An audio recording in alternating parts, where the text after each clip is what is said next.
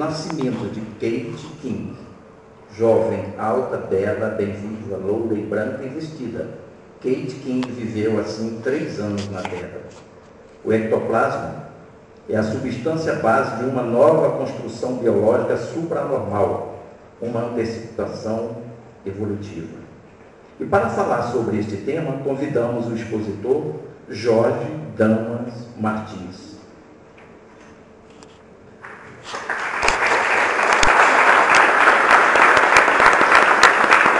Jorge Damas Martins nasceu no Rio de Janeiro, graduou-se em psicologia e atua há mais de 25 anos em destacada empresa do setor financeiro. Desde 1978, realiza palestras sobre psicologia do eu profundo e empresarial, sobre espiritismo, parapsicologia, filosofia oriental e hermética, Shinto e monismo de Pietro Baldi. É autor de 16 livros já publicados.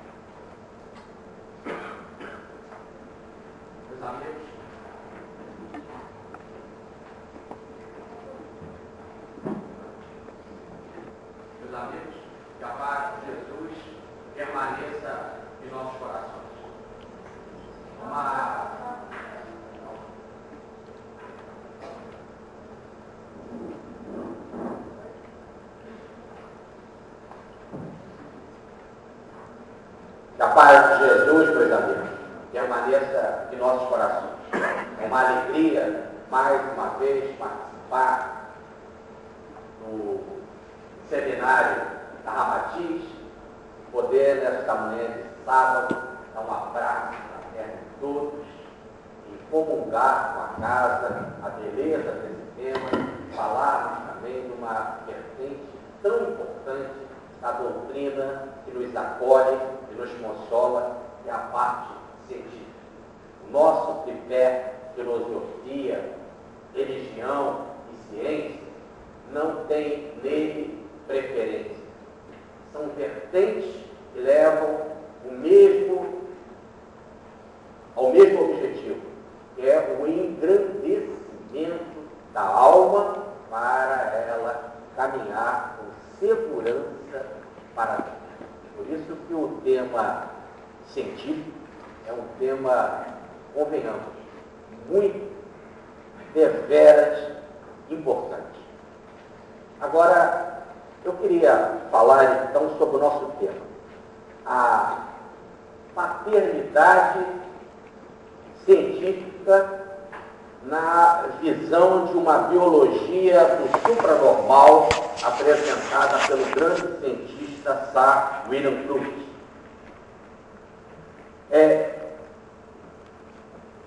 Hoje, no desenvolvimento da humanidade, no desenvolvimento em que nós nos encontramos em termos de ciência, o respeito da humanidade, o valor que a humanidade dá, é um cientista. Então, o cientista, ele é aquela pessoa que, quando ele fala algo, todos imediatamente dão valor, dão respeito. Por quê? Porque nós vivemos durante muitos e muitos séculos antes de uma era de lendas e mitologia. Não que não fosse esta época importante. Muito importante porque a civilização que se desenvolveu nesta época, em cima de lendas e mitologias, em que o impacto da emoção da imaginação falava mais alto.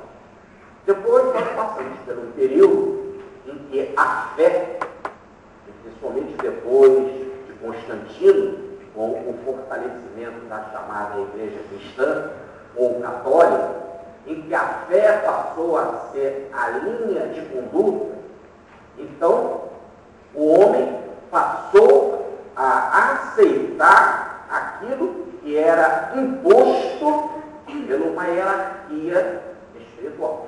Muita coisa boa, mas muita coisa errada e que foi colocada de uma forma dura e imposta, pois que quem não aceitasse seria condenado ou seria excomungado, o que é uma dor imensa, porque a criatura naquela época da fé interpretava que estaria perdida para sempre, ou então, o que era pior, mesmo não acreditando nisso, numa dor também extremamente grave, e para o público a pessoa era condenada na frente de todos, quase sempre ao martírio, a fogueira e a outra.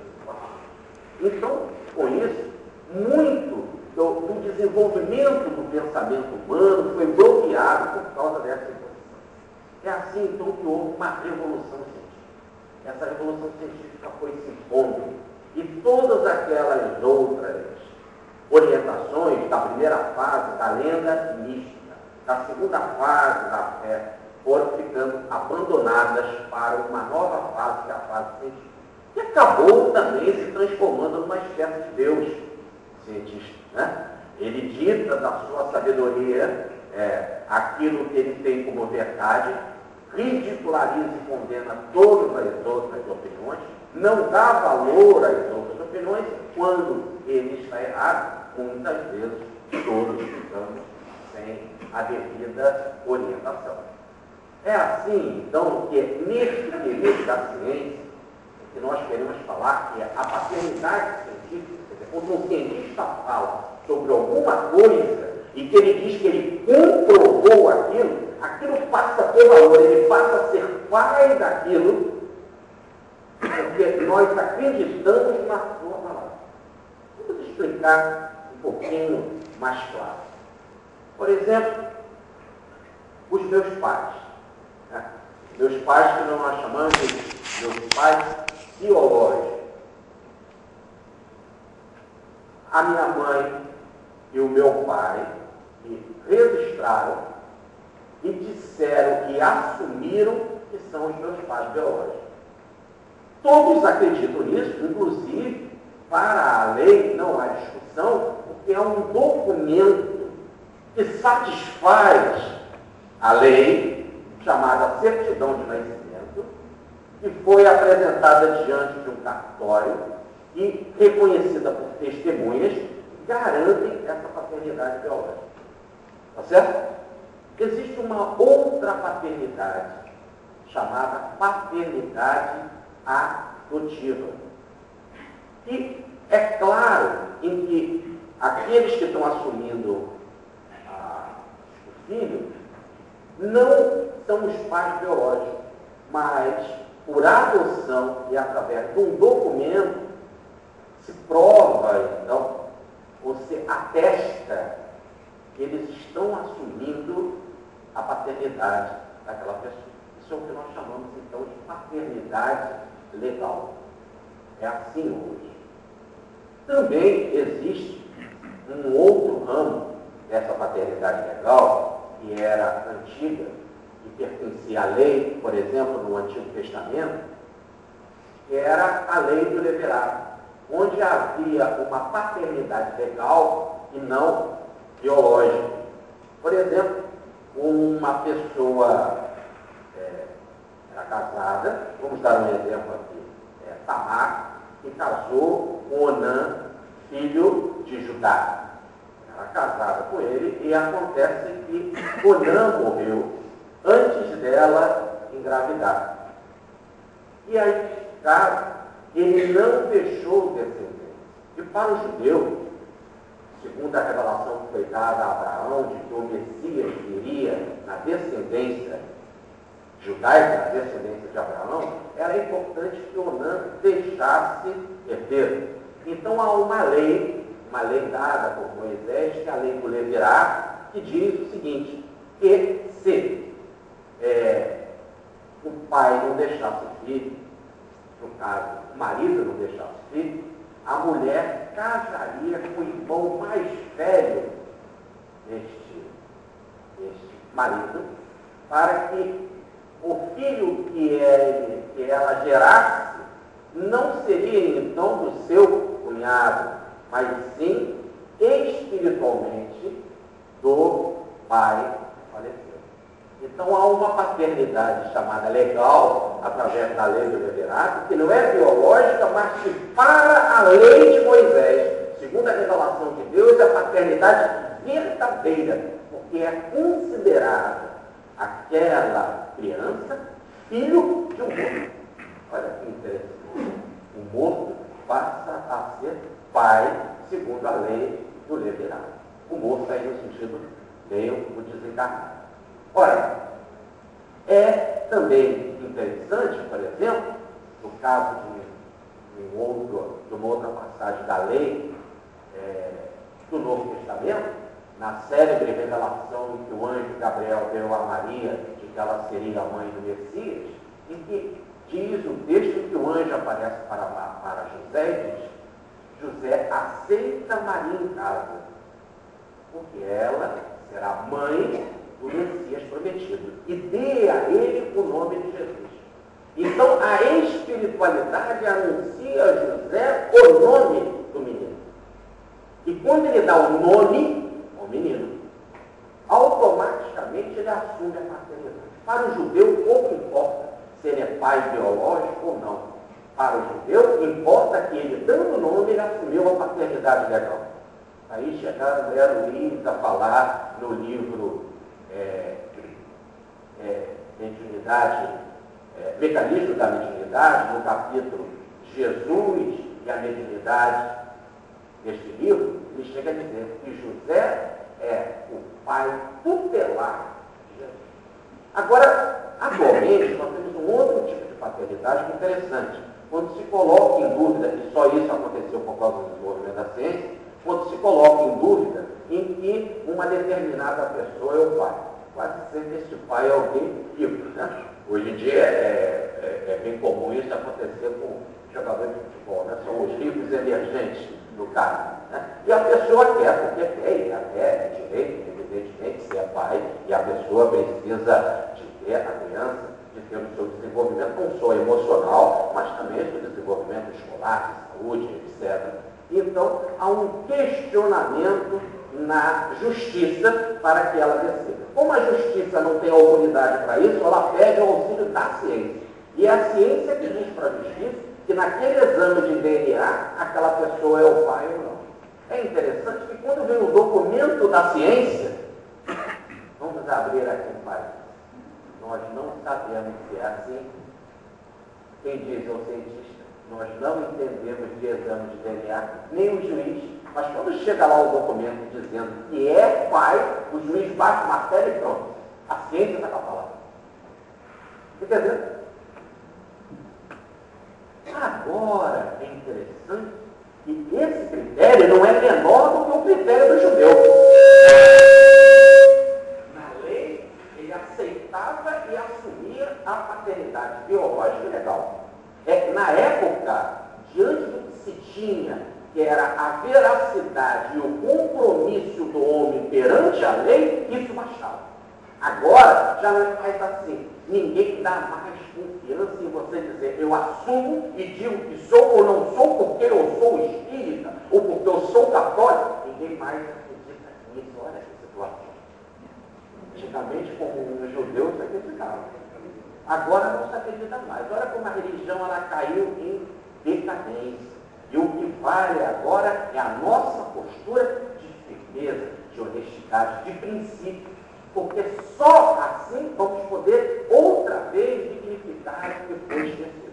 Agora o cientista não. Nós não entendemos nada de exame de DNA. Mas vem lá no documento que é pai, o juiz bate o martelo e acabou. E a paternidade é legal. Científica, biológica e comprovada. Mesmo se a gente entender. Olha, então repare como nós chegamos num estágio em que a ciência passou a ser a dona da bola. É a bola da vez. É a palavra final. E isso começou principalmente no final do século XVIII. No final do século XIX. E no final do século XIX, essa participação da ciência cada vez ficou mais firme no campo da química, no campo da física, no campo da biologia. Repare que essas coisas começaram a ser descobertas nesse período, em termos de critério científico. Por exemplo, a tabela dos elementos periódicos com Mendeleev, o estudo do átomo com Dalton e Thomson, e o desenvolvimento para a matéria radiante com William Crookes. Depois nós temos também o desenvolvimento do pensamento de evolução, do desenvolvimento da lei de evolução apresentada por Charles Darwin, que passou a ser o pai da seleção natural. Né? Ele afirmou que é assim. E nós temos também, a partir do século XIX, no final do século XIX, o aparecimento da psicologia, do Salpeterre, do Charcot, depois nós temos Pierre Janet, e o aprendizado ali naquela escola de Freud, que desenvolveu depois todo o critério da psicanálise. Então, repare, o final do século XIX foi importantíssimo para esse fortalecimento da ciência. E é ali, neste mesmo período, com todas essas vertentes da ciência, que vai aparecer a ciência psíquica, a ciência espírita. É ali que, pela primeira vez, cientistas vão se debruçar sobre um assunto. Agora é interessante que o físico se debruçava sobre assuntos físicos, o químico em assuntos químicos, o médico em assuntos da medicina e de assuntos psicológicos, né, psicanalíticos. Assim foi que começou. Agora, com relação à fenomenologia espírita, não se tinha ainda uma ciência específica para ela. Então, qual seria o cientista que teria gabarito e condições para pesquisar algo que havia explodido por toda parte? Em toda parte havia coisas e manifestações espirituais. Primeiro, sim, diz Allan Kardec na conclusão de O Livro dos Espíritos, né, que o Espiritismo sempre teve presente na Terra desde que o homem apareceu. No entanto, não é nesse sentido. Eu quero falar que a fenomenologia espírita explodiu principalmente na segunda metade do século XIX. E aí tinha que se dar uma resposta, porque o mundo inteiro dava às voltas com estes fenômenos, que precisava de uma resposta. Então vamos falar. Foi aí que a Inglaterra bolou algo muito interessante. Fazer um grupo de pesquisa. Como não se tinha um ramo científico específico para pesquisar, então se colocou cientistas de áreas diferentes. E como não sabia se era algo só de ciência, se colocou também homens letrados, homens da área do saber da literatura, homens da área do saber espiritual, da teologia, e fizeram então um grupo para pesquisar. O objetivo primeiro, é lógico, para acabar, desmistificar e mostrar que realmente tem ilusão e que não existe o fenômeno espirítico. Afinal, a ciência não via nome, observava isso. Logo, ela já partiu do pressuposto de que não existia esse grupo. Essa comissão iria provar e demonstrar que isso era uma ilusão e terminaria de vez esse assunto. Quando tudo, precisamente no final da década de 60 do século XIX, logo com a partida de Allan Kardec, em março de 1869, ali em 69, 68, 70, é que começa esse grupo a se reunir. Já havia então uma ciência filosófica e religiosa codificada por Kardec, E a ciência agora iria se manifestar. Evidentemente, se ela dissesse, com a sua autoridade de poder ser pai, de dar paternidade a algo, se ela dissesse que era impossível, que não existia, tudo então cairia por terra.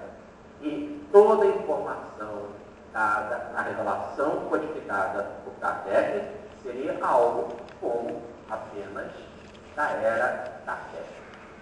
Ou, para muitos, como a fé também não aceitava e havia condenado colocando as obras de Kardec em índice, ficaria muito mais atrasada do que não só científica, mas também dos argumentos da fé.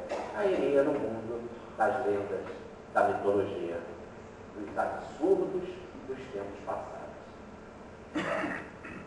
Sendo assim, sem mais delonga, como dizia o meu amigo Milton Boechat, como dizia, não diz, porque é científico que ele não desencarnou, a desencarnação não mata ninguém, o nosso amigo Milton Boechat diz, então, sem mais delonga, passemos então para o tema da manhã de hoje. Vamos acompanhar então o trabalho deste grupo, em especial do principal cientista desse grupo, que é Sir William Crookes, nos mostrando a formação de um espírito, nos mostrando uma nova biologia, uma biologia supranormal que será a nossa biologia do futuro. Já que estamos fazendo todo um desenvolvimento espiritual, mudando as nossas práticas de vida, fazendo mais exercício, mudando as nossas alimentações, cuidando da nossa respiração, cuidando como esperamos da nossa natureza, vamos fazer determinadas mudanças que no futuro nos acenará com um pouco a semelhança daquele estudado por William Crookes. Podemos dizer que ele apenas acenou uma pré-apresentação do que todos nós teremos no futuro. Ou de uma biologia supranormal comandada diretamente pelo Espírito. Vamos lá. Vamos basear aqui o nosso trabalho com dois livros. O livro do William Crookes, publicado pela Federação Espírita Brasileira, e no livro Cachaquinhos do nosso Wallace Real Rodrigues, que teve a facilidade de conhecer e dominar bem o inglês, de ir até os documentos originais na Inglaterra e resgatar outras entrevistas e outros artigos sobre os fatos e dar, então, uma melhor contextualidade ao fenômeno pesquisado por William Crookes. Então, são dois livros maravilhosos que eu convido a vocês para depois lerem e estudarem com a devida atenção que eles merecem. Bom, o Comitê da Sociedade Dialética de Londres. A Sociedade Dialética de Londres decidiu, em sua sessão de 6 de janeiro de 1869, repare então, alguns meses antes da desencarnação de Kardec, que, para estudar os fenômenos do espiritismo moderno, um comitê de 33 membros ativos, compostos de magistrados, de pastores, de letrados, de cientistas, repare então que não se tinha um ramo específico, precisava então abarcar uma gama de pensadores, seria nomeado para aniquilar, repare bem como começou essa comissão, para aniquilar pela investigação, esse é o método científico. Para a ciência vale o que é investigação. E para que esses fenômenos espíritas, para que fosse então mostrado a aniquilação que esses fenômenos espíritas não existem. Então repare que o próprio comitê ele já veio com um prejuízo, já veio com um pré-conceito, quer dizer, já tinha um conceito com antecedência, não existe. Mas o comitê reuniu e, no caso, cientistas, pensadores, pastores, etc., brilhantes. Essa que foi o erro da comissão. O erro da comissão é quando a gente coloca pessoas brilhantes, autoridades sérias para pesquisar. Quando essas autoridades não são compromissadas com grupos, com partidos, com ideias, mas sinceramente se manifestam, esse é o caráter do homem de bem, esse deve ser também o caráter do cientista, para ser fiel àquilo que ele pesquisou, a situação muda e nós vamos ver que isso foi bastante alterado. Qual foi o relatório da comissão? Vamos já para o final desse relatório, vamos ver qual foi a conclusão. Primeiro, qual é a conclusão? Aparições de mãos e de formas não pertencendo a nenhum ser humano, parecendo vivas por uma ação e sua mobilidade. Essas mãos, às vezes, eram tocadas e até agarradas pelos assistentes, convencidos por consequência de que elas não eram o resultado de uma impostura ou de uma ilusão. Então, é algo que podia ser tocado, que podia ser, então, apalpado. E, com isso, poderia ser dado, então, veracidade ao assunto.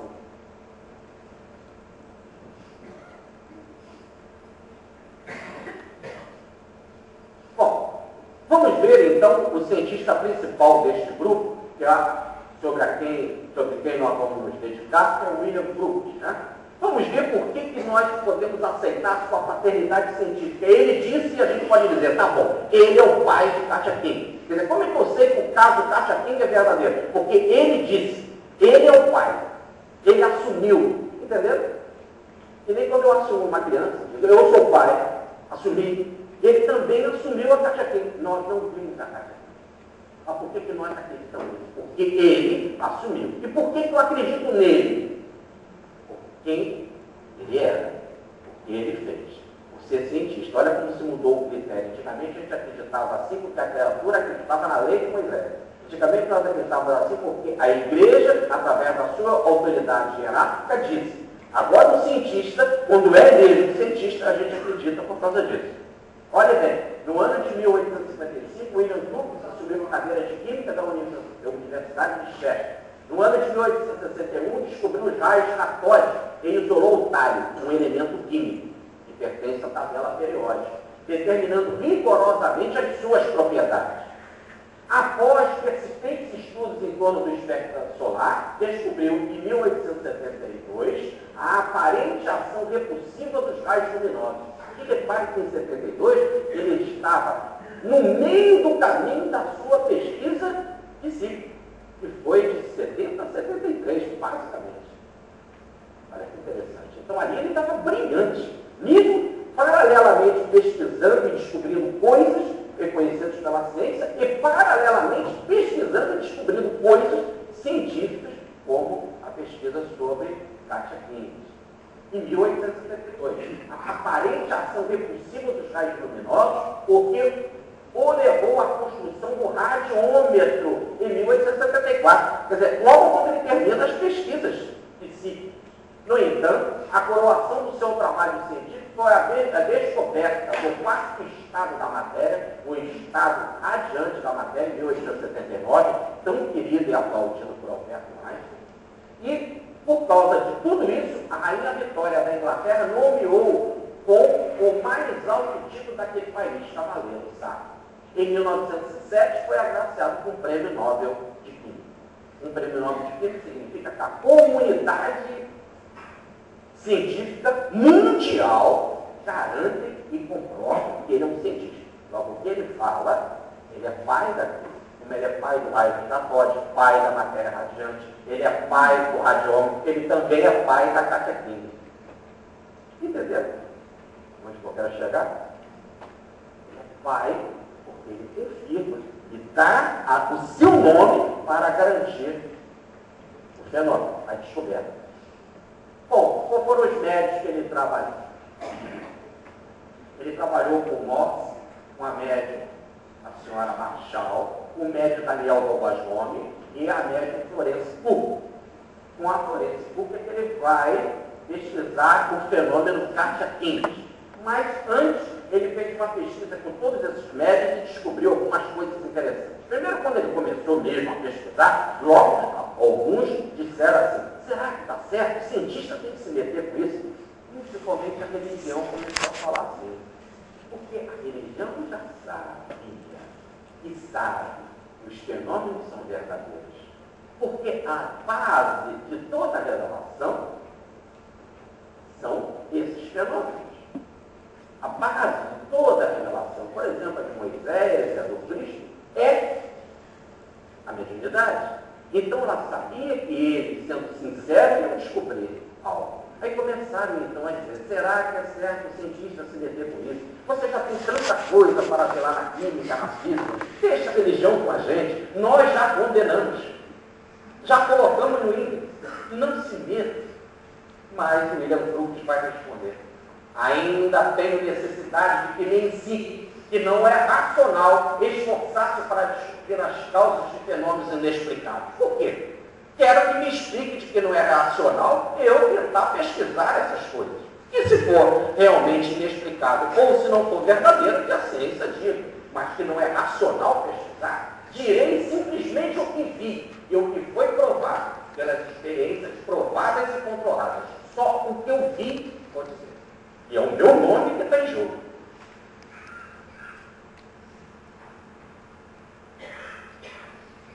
Qual foi a contribuição de William Crookes à pesquisa espirítica? Imediatamente, o cientista criou uma balança sensível, sensibilíssima, que podia medir a força psíquica, e a força do ectoplasma, a força psíquica, que podia ser levantada de 50 até 100 quilos. Hoje nós já sabemos que temos pesquisas que mostram que a força psíquica levanta até um carro e um vapor. Né? Muito mais do que isso, nós sabemos que a força psíquica faz coisas extraordinárias. Na força psíquica, Jesus, com 5 pãezinhos e 2 peixes, fez com que 5 mil homens comessem, fora as mulheres e as crianças, ainda sobraram 12 cestos. Então a força psíquica é poderosa. Essa balança poderia medir. Segundo, a execução de áreas de música. Os espíritos apresentavam músicas do lado, diante inclusive de pessoas que não conheciam música. Então não tinha explicação a não ser vinda do plano extrafísico. Movimento de corpos pesados através do fenômeno da psicocinesia, movimento de objetos, fenômeno de percussão e outros sons, aparições luminosas escritas diretas, sem o toque da mão do médico. Aparecia escrita no margório, aparecia escrita através de um outro instrumento. As aparições de mão à luz do dia, isso impressionou ele, porque a luz do dia, as mãos apareciam materializadas. A mão perfeitamente feita parece animada e muito graciosa. Os dedos se movem e a carne parece ser tão humana quanto a de todas as pessoas presentes. No braço, ela torna-se vaporosa e se perde uma nuvem luminosa. E não é interessante que não era materialização no início de um corpo inteiro, era só de uma mão, o que dava uma maior garantia. Porque se fosse de um corpo inteiro, poderia dizer que estava alguém ali, um médico inteiro, mas era só um pedaço. Eles observavam aquele pedaço. O que ele disse é interessante. A mão era perfeitamente animada, graciosa. Mão graciosa. Mas igual de carne como de qualquer pessoa humana que estava ali presente. Então ela era tocada, ela era observada, ela era examinada. E depois sumia, ficando vaporosa no resto. O que mais? Formas e rosto de fantasma. Então aparecia também só a parte do rosto, só a cabeça, o que também dava maior prova, porque o resto ficava em forma de vapor. Uma delas se adianta de um canto na sala, foi pegar um acordeon e em seguida caminhou sem ruído, quer dizer, não tinha os pés, caminhou sem ruído no apartamento tocando esse instrumento, ainda tocava acordeon. Ela foi visível durante vários minutos. Ao mesmo tempo era visto também por todos os assistentes. Então você via aquele corpo tocando acordeon, ao mesmo tempo estava vendo o médico. Era visto por todos os assistentes. O fantasma se aproximou de uma dama e esta fez desaparecer. O fantasma soltando um grito. Porque apareceu um inteiro, muito bem, mas só a cabeça tocando a colchão. Pode clicar, sim, pode. Está perdoada. Mas o que é interessante é que a predição de contagem subir e costuma dizer por causa da vibração dela, o que tecnicamente é verdadeiro. Mas se você me permite, aqui, se não grave esse pedaço, é o seguinte, eu acho que foi o Espírito que se assustou com ela. O Espírito deve ter pensado assim, nossa, por que esse fantasma está gritando aí? Não? Porque nós somos fantasmas para eles também. Nós somos espíritos que temos corpos materializados como eles. Tá certo? Quem é fantasma? Já pensaram nisso? Vocês nunca tinham pensado que eu tenho que chegar aqui no sábado de manhã e sair com essa informação de que nós somos fantasmas? Não somos espíritos materializados? Então, bom dia, fantasmas. Tocamos acordeon? Bom, vamos fazer a pesquisa da Amélia Florência Cunha, né? Que ficou sob a tutela, está aqui a Amélia, que ficou sob a tutela do casal ou da família Crux. Agora, eu botei essa informação. Ela tinha 15 anos, gente. E era virgem, no sentido que não era casada, no sentido que era então ingênua, não tinha ninguém por trás aqui defendendo ela, entenderam? Eu quero botar aqui esse livro, se vocês me permitem, no sentido de ingenuidade. Porque se ela fosse casada, poderia dizer, não, já é madura, já tem outro tipo de experiência com a vida. Mas não, era uma mocinha, vivia com seus pais, largou tudo e foi viver sob a tutela dos grupos. Agora, olha o choque. Olha quem era esse cientista na década de 70 e essa mocinha. Quem é ela?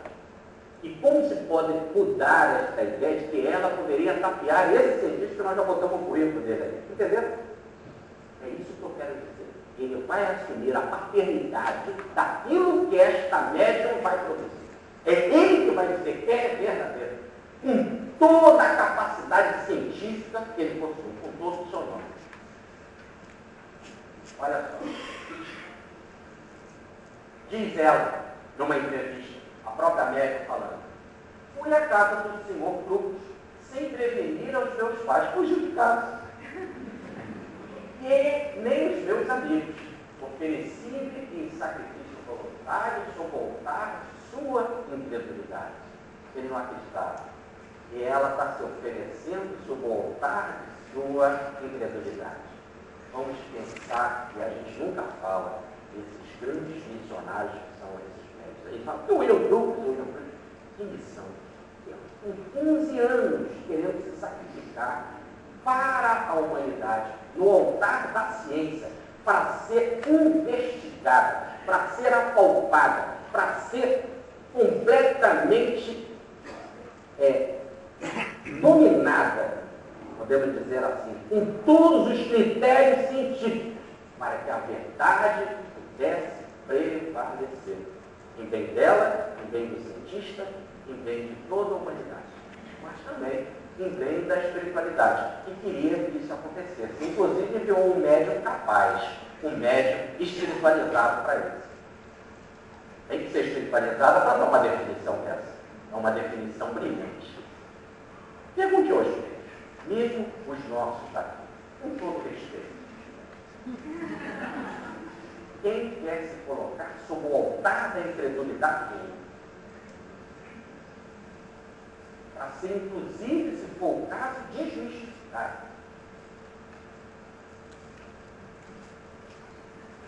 Ela pediu a proteção da senhora Crux, evidentemente era uma moça que ele pediu a orientação e a proteção da dona da casa, pediu então a proteção da senhora Crux e submeteu-se a toda sorte de experimentações, objetivando comprovar a sua virgindade, pois um cavaleiro de nome Volkmann havia lhe imputado suspeitas de fraude. Então, quando este Volkmann, que a pesquisou pela primeira vez e disse, ela é falsa, ela então vai se entregar ao cientista William Crux, pedindo a proteção da esposa dele, chegando a fugir de casa para ver se é verdade ou não. Agora, são Volkmanns como esse que são cientistas que não engrandecem a ciência. São os pré-conceituosos, falsos, mentirosos, que não são o que nós chamamos de cientistas, e que só podem apresentar paternidades falsas e mentirosas.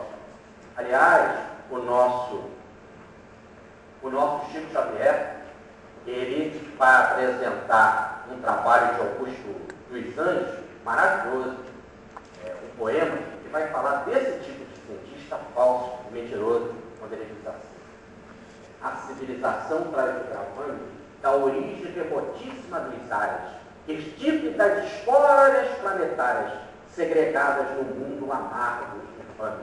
Árvore genealógica de paz, faz-se mistério que o cárcere a conclame, para a reparação e para o exame dos seus crimes nas quedas milenárias. Foi esta raça podre de miséria que fez nascer na carne deletéria a esperança nos céus inesquecidos. Contemplando o instinto e a inteligência, fez da terra o brilhante grau da ciência, mais um mundo de deuses decaídos.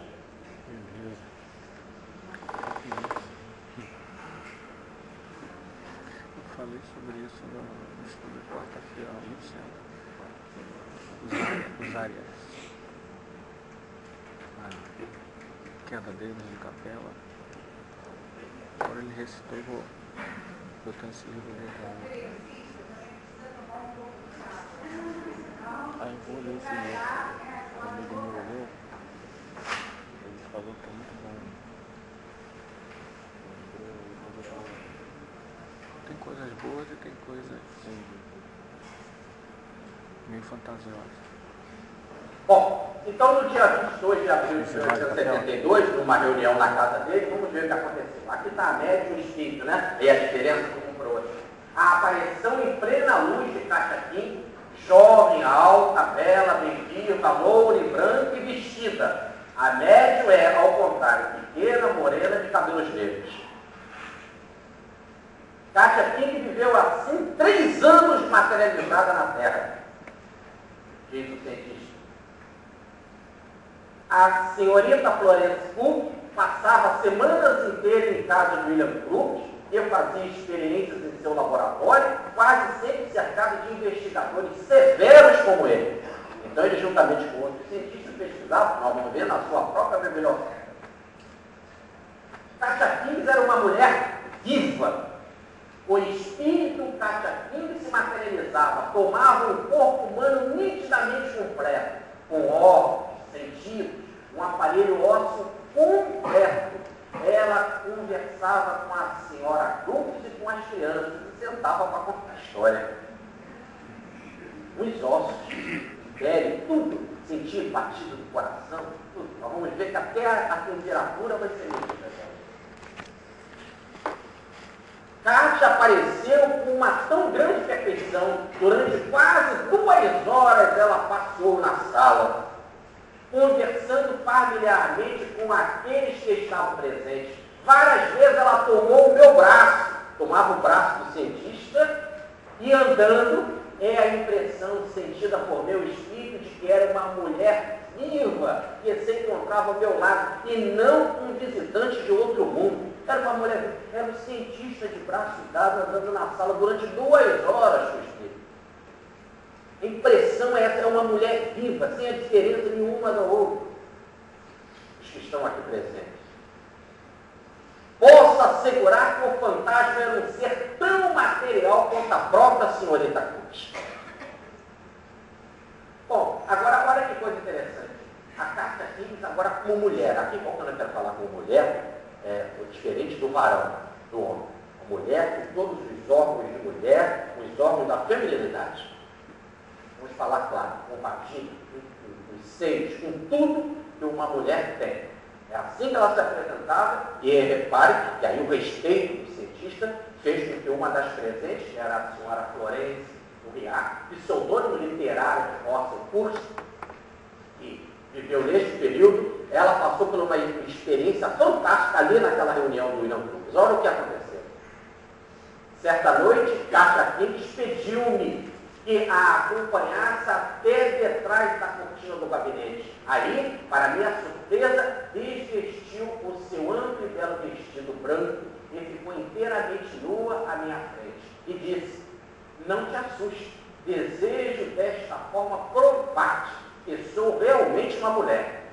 Eu era, de fato, uma linda mulher, dotada de todos os órgãos que constituem o organismo feminino. Depois desta prova eu não podia mais duvidar, porque ela estava na cabine, a médium ali, deitada, entrando, e o espírito tirou a roupa e completamente nu, se mostrando uma beleza, e não só bela, mas totalmente mulher.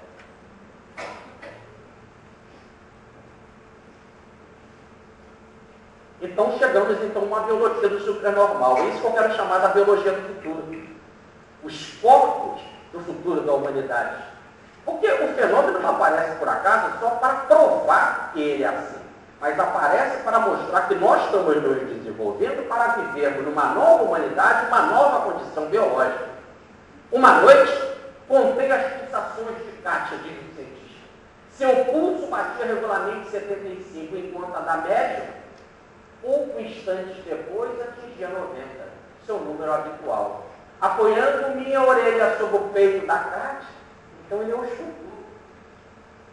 Ele apoiou a orelha no peito do espírito, podia escutar seu coração bater no interior, porque suas pulsações estavam ainda mais regulares do que a do coração da médium, porque ele também botou o peito, a orelha no peito da médium para também medir a pulsação de como é que estava batida então do coração.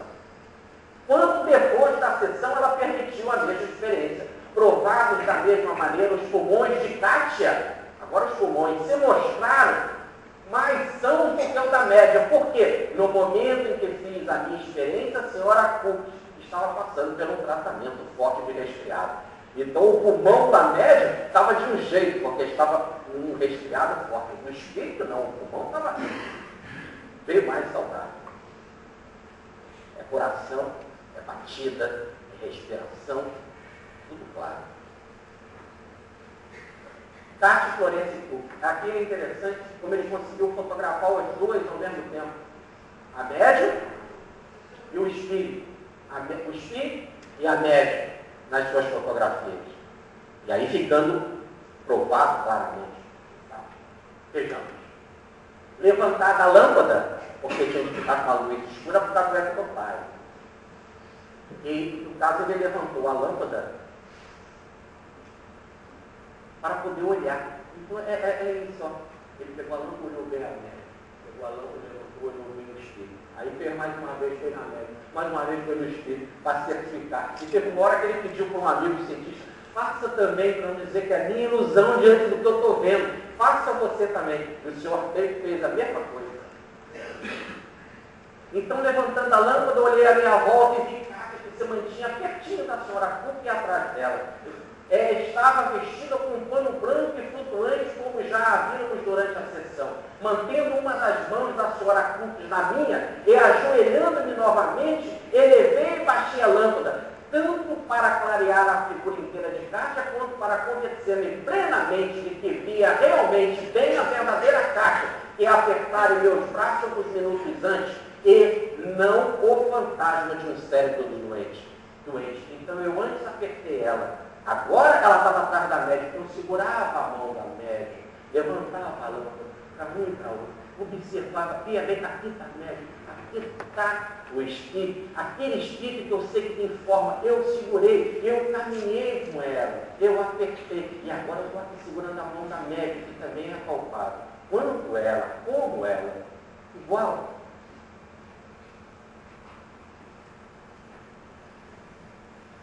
Tipos biológicos diferentes, as duas. Olha a diferença da médium para o espírito. Algumas das diferenças entre a senhora Crookes e Kátia. O tamanho de Kátia é variável. Eu vi maior do que a senhora Crookes, 6 polegadas. Ontem constatei 4 polegadas. Então é interessante, olha que prova. Ele, quando mediu a altura do espírito, uma hora ele aparecia com 6, outra hora aparecia com 4. Ele se materializava como ele queria. Isso era uma prova. Ontem constatei 4 polegadas. polegadas e meia a mais. Kátia tinha o pescoço descoberto e a pele era perfeitamente suave ao tocar, visível. A senhora Cook tinha no pescoço uma cicatriz áspera. Então ele olhava a pele. A Meg tinha no pescoço uma cicatriz. O espírito não tinha. A pele era lisinha do espírito. A da Meg não. As orelhas da Kátia não são furadas. A da senhora Cook traz brincos na orelha. A tez de Kátia é muito branca, a da senhora Cook é muito morena. Os dedos de Kátia são muito mais longos que o da senhora Cook. E o seu rosto é também maior. Nos moldes e maneiras de se exprimir, há, pois, evidentes diferenças. Então, o que eu quero mostrar aqui, que essa paternidade científica é algo bem observado, em detalhes, com cuidado. É o dedo, é a pele, é o pescoço, é a cicatriz, tudo com muita calma. Eu não estou dizendo aqui que foi um fenômeno assim, é verdade. Não. Foi cuidadosamente olhado durante 3 anos e na casa do William Crookes, no seu escritório, no seu gabinete, na sua biblioteca. Provas da fotografia. Durante a semana que precedeu a partida de Kátia, ela realizou sessões em minha casa quase todas as noites, a fim de permitir-me a fotografar na luz artificial. 5 aparelhos completos de fotografia foram preparados para esse efeito. Então, para não ter dúvida, não foi um não, ele botava logo 5 aparelhos para fotografar e não perder o flash. Naquela época, realmente, a fotografia era complicada, mas podia se provar bem.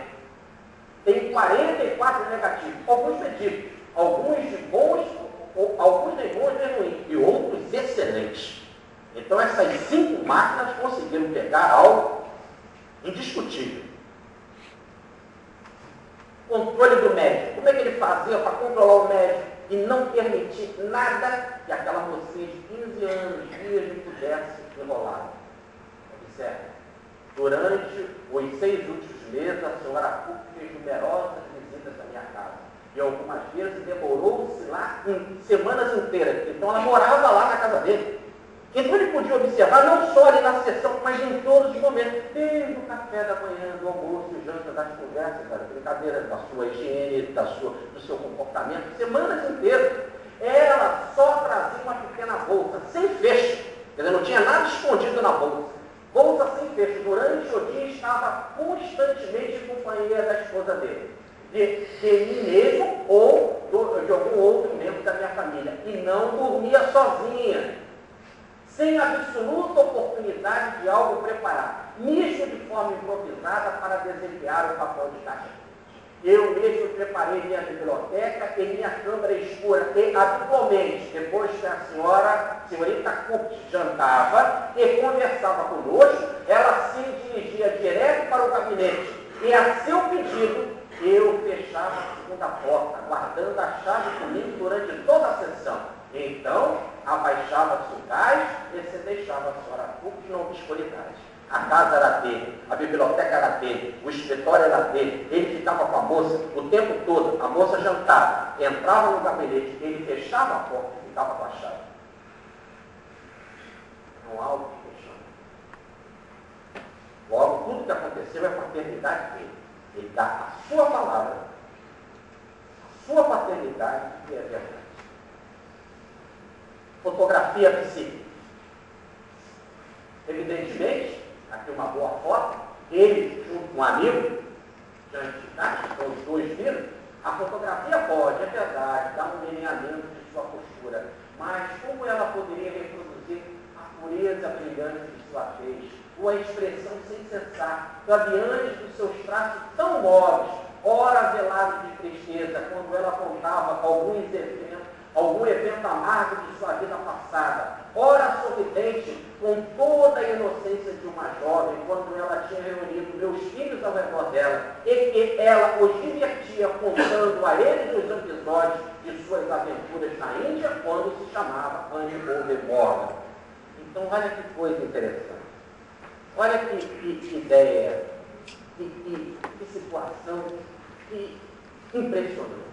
A fotografia não pode mostrar o seu beijo. quando ela ficava melancólica e triste. A fotografia não pode mostrar quando ela ficava alegre e contava histórias para as crianças, histórias do passado, da outra vida dela, quando ela se chamava Anne Moore. Isso a fotografia não pode, mas isso o cientista pode dizer, é assim, eu vi. Então não é só algo materializado, mas é algo que tem vida, algo que fica melancólico, algo que fica alegre, com todos os ingredientes de uma vida humana normal, com corpo, com sensações, com emoções e com inteligência, funcionando todos os critérios da formação da personalidade, do quaternário inferior, que é a nossa personalidade. Agora, quem era esse espírito? O nome dela é Anne Ove Morgan. Ela viveu no século XVII, 1600 e pouco. Ela era a filha natural de John King. Aliás, era o nome do espírito, John King, ele se apresentava, mas o seu nome mesmo era Henry Ove Morgan, que foi governador por 3 vezes na Jamaica, não consecutivo no governo de Charles II. Então o pai também tinha um pseudônimo, John King, como ela tinha um pseudônimo, Katia King. O nome dele, Henry Ove Morgan, ele também se apresentava em algumas materializações, e o nome dela, Anne Ove Morgan. Anne Ove Morgan era casada e teve 2 filhos e cometeu muitos crimes, assassinando-os com suas próprias mãos. Morreu entre 22 e 23 anos. Então, pare, um espírito que faz isso, 200 anos depois de cometer crimes, com as próprias mãos e consegue materializar algo assim, vocês imaginem que quando o homem for de bem, o que ele faz. Que biologia abençoada ele não terá. Quando seguir os princípios do Evangelho ou viver aquilo que nos fala Allan Kardec no Evangelho segundo o Espiritismo, os critérios do homem de bem.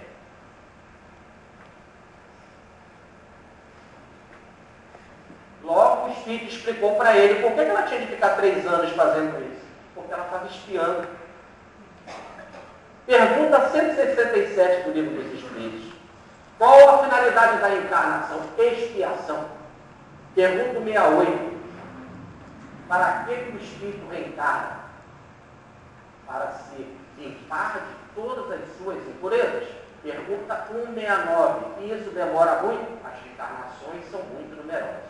Reencarna para expiar, expia para se purificar, e essas purificações são demoradas. O que ela estava fazendo ali materializado? Com um corpo igual ao de todos os presentes, com sentimento, com emoção, com sensações, com tristeza e alegria. Ela mesma conta, é missão não espiritual para a espiritualidade. É missão para a espiritualidade, para provar o fenômeno possível. Mas para mim é expiação. Estou purgando e colocando sob o altar da incredulidade da ciência para, favorecendo a ciência, favorecendo a humanidade, que eu possa me sentir mais leve, mais aliviada das minhas penas. Decomposição ectoplásmica. Kátia pegou uma tesoura, cortou uma mecha de seus cabelos e dele nos deu a todos uma parte considerável.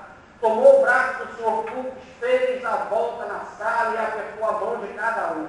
Kátia assentou-se de novo, cortou vários pedaços do seu hobby e desceu o véu, dos quais ela fez presentes para os que estavam ali. Vendo tão grandes buracos em seu hobby, e, enquanto estava sentada entre o Sr. Fux e o Sr. Capo, perguntou se ela poderia recompor o pano como ela já fizera outras ocasiões. Ela apresentou então a parte cortada na claridade da luz, bateu um golpe em cima e imediatamente essa parte ficou tão completa e tão nítida quanto antes. Aqueles que se encontravam próximo dela examinaram e tocaram o tecido com sua permissão. Eles afirmaram que não existia nem buraco, nem costura, nenhuma parte acrescentada, onde um instante antes haviam visto buracos de várias polegadas de diâmetro. Ela cortava o cabelo e dava para todo mundo. Cortava os pedaços da roupa e dava para os presentes. E os buracos estavam ali. E perguntaram para ela, você pode recompor a sua roupa como você já fez antes? Ela tentou botar a claridade da luz. Botaram a claridade da luz, ela deu um tapinho e tudo ficou outra vez reconstituído e foram olhar para ver se tinha remendo, se tinha costura, se tinha algum pano por cima. Tudo igual, perfeito, como se nada tivesse antes acontecido. Bom, mas agora a própria ciência pergunta. Há uma coisa que nós podemos duvidar. Que o William Crookes é cientista, ele é grande e precisamos confiar nele. Mas depois dele surgiu uma ciência importante que é a psicologia. Dentro da psicologia, a psicanálise, ou dentro da psiquiatria, a psicanálise. E aí, no caso, algo interessante que os cientistas poderiam pensar. Será que ele não estava iludido porque ele era lelé? Será que ele era doido? Sinceramente, ele viu, ele está colocando ali, mas será que ele viu? E viu porque ele estava num processo de ilusão e loucura porque ele era louco? Podia ser bom para a física e para a química, mas será que em coisa específica ele não era lelé? Costumaram até dizer, alguns cientistas, para defamá-lo, que ele ficou apaixonado por Katia Kinsey. E que ficou apaixonado, inclusive, pela Nélia. Fala, né? A língua do homem é comprido e feio. Mas nós agora vamos pegar aqui o que se tem de melhor no campo da psicologia. Carl Gustav Jung. E ele vai fazer uma análise agora do cientista William Crookes à luz da psicologia. Vai fazer uma análise. Este homem era ou não bom na cabeça? E olha o que ele vai responder. Basta dizer que Crookes viu quase tudo que ocorreu com esses grandes médicos. Não é necessário sublinhar que se este inaudito é um fato real, o mundo e a ciência foram enriquecidos por uma experiência da mais tremenda importância. Continua Jung. Por uma série de razões não é possível criticar a sua capacidade psicológica de apreensão e retenção. Crookes, durante os anos de 1870 e 1873, do ponto de vista psiquiátrico, sabemos apenas que naquela época Crookes não era manifestantemente doente mental. Então vem a ciência agora com uma nova ciência, que é a da psicologia, para dizer que ele não era doido. A paternidade de Katia Kinsey científica é comprovada porque não só cientificamente ele observou, mas psicologicamente ele era bem orientado. Agora, aonde que o nosso Jung fala isso? No livro A Vida Simbólica, na quarta parte, no capítulo sobre o ocultismo, na parte sobre o ocultismo, no capítulo sobre os fenômenos espíritos. Então está no capítulo preciso em que ele está falando dos fenômenos espíritos. Está na segunda edição da editora Borges Petrovich. O ano da edição e a página que eu coloquei ali para ficar bem claro. Essa é uma editora católica. E o texto é traduzido pelo freio católico, no caso do franciscano.